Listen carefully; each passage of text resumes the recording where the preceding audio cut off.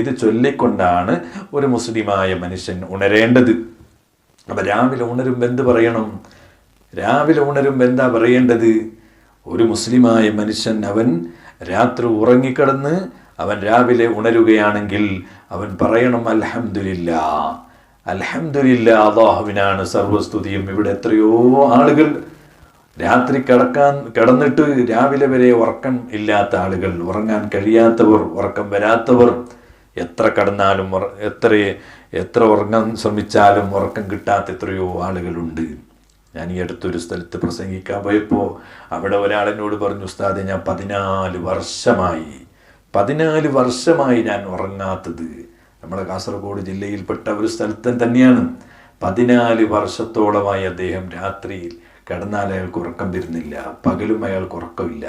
സുബ്ഹാന ജല്ല ജലാലുഹു. പ്രിയപ്പെട്ട മുഅ്മിനീങ്ങളെ, അപ്പോൾ ഈ ഉറക്കം എന്നത് എത്ര വലിയ അനുഗ്രഹമാണ്.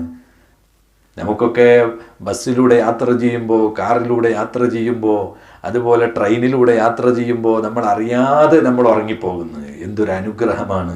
അതേ സമയത്ത് ഉറങ്ങാൻ വേണ്ടി എത്ര ശ്രമിച്ചിട്ടും ചില ആളുകൾക്ക് ഉറക്കം വരുന്നില്ല.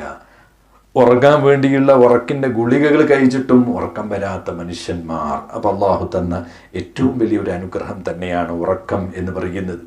ചിലർക്ക് വെറുതെ ഇങ്ങനെ ചാരിയിരുന്നാൽ തന്നെ ഉറങ്ങിപ്പോകും, ചിലരിങ്ങനെ ഇരുന്ന സ്ഥലത്ത് തന്നെ ഉറങ്ങിപ്പോകും, ചിലരിങ്ങനെ യാത്ര ചെയ്യുമ്പോൾ ഉറങ്ങിപ്പോകും. അങ്ങനെയൊക്കെ ഉറങ്ങാൻ നമുക്ക് കഴിയുന്നു. പക്ഷേ അല്ലാഹു തആല ഈ നിഅമത്ത്, ഈ വലിയ നിഅമത്ത്, ഇതിന് എത്രമാത്രം ശുക്ർ നമ്മൾ ചെയ്യേണ്ടതുണ്ട്.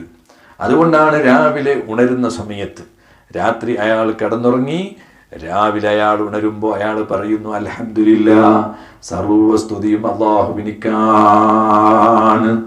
അൽഹംദുലില്ലാഹില്ലദീ അഹ്യാനാ ബഅദമാ അമാതനാ വഇലൈഹിൻ നുശൂർ. മരണമാകുന്ന ഉറക്കിന് ശേഷം വീണ്ടും എന്നെ ജീവിപ്പിച്ച അല്ലാഹു, അഹ്യാനാ ബഅദമാ അമാതനാ, മരണമാകുന്ന ഉറക്കിന് ശേഷം വീണ്ടും പുനർജീവിതം നൽകി അല്ലാഹുവിന് സർവസ്തുതിയും. ചിലരിങ്ങനെ ഉറക്കത്തിൽ തന്നെ മരണപ്പെട്ടു പോകാറുമുണ്ട്. ഞാനിപ്പോഴും ഓർത്തു പോവുകയാണ്, നമ്മളെ കൂടെ ദർസിൽ പഠിച്ച എൻ്റെ ഒരു ശരീക്ക്, എൻ്റെ കൂട്ടുകാരൻ, അദ്ദേഹം രാത്രി ഉറങ്ങി രാവിലെ പുലർച്ചയ്ക്ക് അദ്ദേഹത്തിൻ്റെ ഭാര്യ അദ്ദേഹത്തെ വിളിക്കാൻ വേണ്ടി പോയപ്പോൾ ആ ഉറക്കത്തിൽ തന്നെ അദ്ദേഹം വഫാത്തായി പോയിട്ടുണ്ട്. അള്ളാഹു ആ കൂട്ടുകാരൻ്റെ ഖബർ സന്തോഷത്തിലാക്കി കൊടുക്കുമാറാകട്ടെ.